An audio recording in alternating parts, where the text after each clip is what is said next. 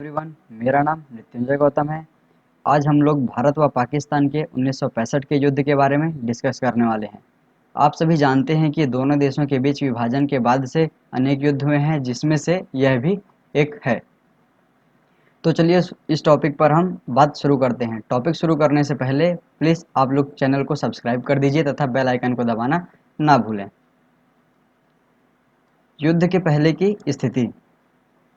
तो जैसा कि आप लोग जानते हैं कि सन 1962 में चीन ने भारत पर हमला किया था। उस समय भारत तैयार नहीं था, इस कारण भारत युद्ध हार गया।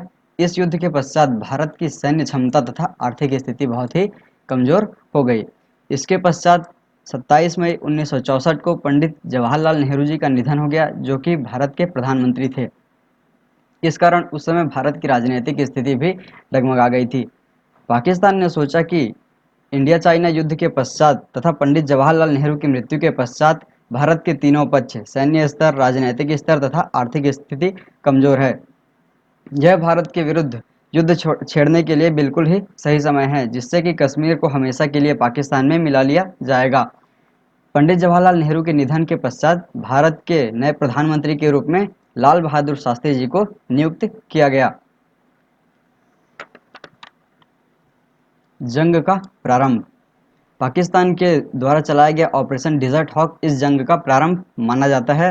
जनवरी 1965 में पाकिस्तान ने कच्छ के रण में ऑपरेशन डिजर्ट हॉक चलाकर भारतीय जमीन हड़पने की कोशिश की थी।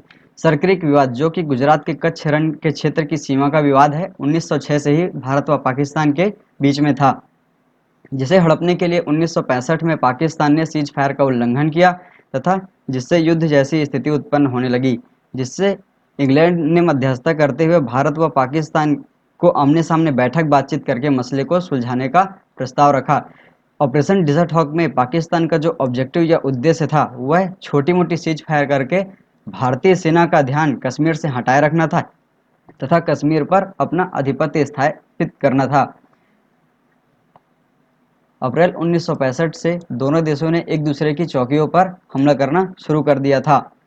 इसके बाद हम अगर पाकिस्तान के दूसरे ऑपरेशन, जिसे हम ऑपरेशन जिब्राल्टर के नाम से जानते हैं, पर नज़र डालें तो हम देखते हैं कि 5 अगस्त 1965 को पाकिस्तान ने CFL, जिसे वर्तमान में LOC कहा जाता है, से करीब 26,000 से 33,000 पाकिस्तानी फौजी, जिसमें इन्फेंट्री तथा पैराट्रूपर दोनों सम्मिलित थे, को पाकिस्तान ने कश्मीर में फैलाना प्रारंभ किया।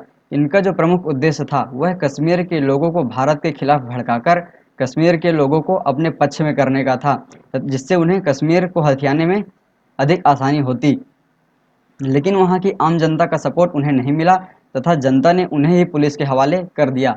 इस प्रकार पाकिस्तान के लिए यह ऑपरेशन पूरी तरह फेल रहा और इसके बाद जंग की लपटें और अधिक फैलने लगी। इसका जवाबी हमला करते हुए भारतीय सुरक्षा बलों ने सरहद लांघी तथा हाजीपीर व एक अन्य पोस्ट पर कब्जा कर लिया। इसके बाद हम ऑपरेशन ग्रैंड स्लैम पर नज़र डालते हैं, जिसे 1965 के युद्ध की या कुंजी माना जाता है। 1 सितंबर 1965 को पाकिस्तान ने ऑपरेशन ग्रैंड स्लैम को लॉन्च कर जंग का स्तर बढ़ा दिया था। पाकिस्तान का मुख्य उद्देश्य ग्रैंड स्लैम के दौरान जम्मू कश्मीर के अखनूर या अखनूर सेक्टर पर आधिपत्य स्थापित करना था, जो कि पूंछ सेक्टर से राजौरी सेक्टर तक पहुंचने का एकमात्र मार्ग था तथा उसमें अनेक लॉजिस्टिक ठिकाने भी करीब थे। कश्मीर पर पाकिस्तान के दबाव को कम करने के लिए 6 सितंबर को हिंदुस्तानी फौज ने लाहौर व सियालकोट क्षेत्र में हमला किया, जिससे पाकिस्तान सेना बढ़ गई व लाहौर की ओर जाने लगी।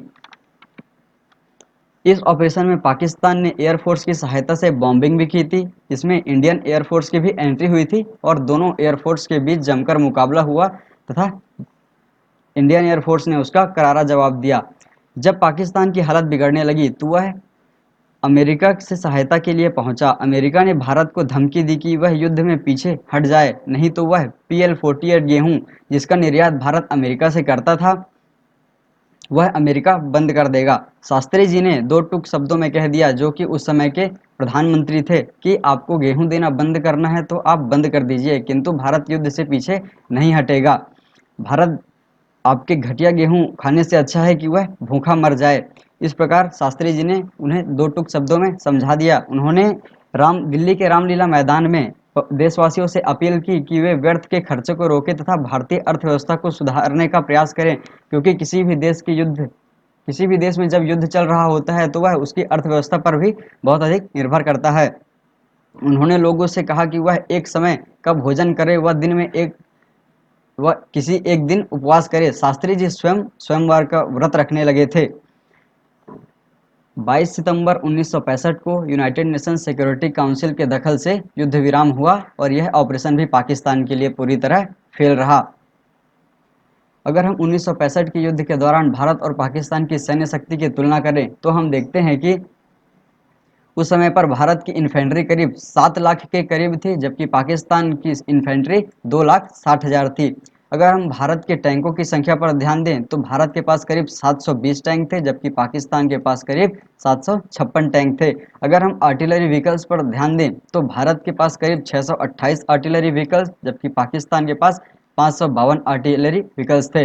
अगर हम दोनों देशों के एयरफोर्स की तुलना करें तो भारत के करीब 309 कॉम्बैट एयरक्राफ्ट तथा पाकिस्तान के पास 152 कॉम्बैट एयरक्राफ्ट थे। चूंकि 1950 के समय में सोवियत रूस तथा अमेरिका के बीच शीत युद्ध चल रहा था, उसमें पाकिस्तान ने अमेरिका का समर्थन किया था, इसलिए अमेरिका के द्वारा उसे टैंक तथा एयरक्राफ्ट एडवांस रूप में दिए गए थे, जबकि भारत के पास केवल द्वितीय विश्व युद्ध के दौरान के ही टैंक और एयरक्राफ्ट उपस्थित थे। अगर हम 1965 के युद्ध के परिणाम या नतीजों को देखें तो यह देखते हैं कि भारत ने इस युद्ध के पश्चात 1920 वर्ग किलोमीटर की जमीन जीती, जबकि पाकिस्तान के हिस्से में केवल 540 वर्ग किलोमीटर की ही जमीन आई।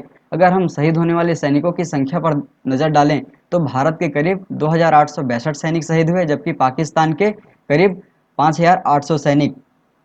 यह जो आंकड़ा है यह इंडिपेंडेंट सोर्सेज से प्राप्त किया गया है। अगर हम तबाह होने वाले टैंकों की संख्या देखें तो भारत के करीब 97 टैंक तबाह हुए थे, जबकि पाकिस्तान के 450 टैंक तबाह हुए थे। इस प्रकार हम नज़र डालें तो हम देख सकते थे कि भारत और पाकिस्तान की सैन्य शक्ति की तुलना में भारतीय की जो सेना थी वह ज़्यादा मजबूत थी। मील के पत्थर, जिसे हम भारतीय सेना के द्वारा अद्वितीय कारनामों के रूप में जानते हैं, इसमें से पहला था हाजीपीर पर कब्जा। हिंदुस्तान ने हाजीपीर दर्रे पर कब्जा कर लिया था, जिससे उसे पाकिस्तान के भीतर अहम रणनीतिक फायदा मिला था, परंतु ताशकंद समझौता होने के पश्चात उसे पाकिस्तान को वापस लौटाना पड़ा, जिसे कई रक्षा विशेषज्ञ गलत कदम मानते हैं। इसका दूसरा उदाहरण है असल उत्तर का युद्ध।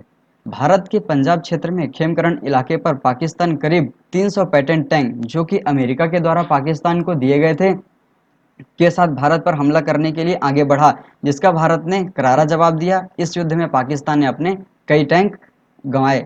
इस युद्ध में हवलदार अब्दुल हमीर की बहादुरी व चतुराई को देखते हुए मरणोपरांत उन्हें परमवीर चक्र से सम्मानित किया गया।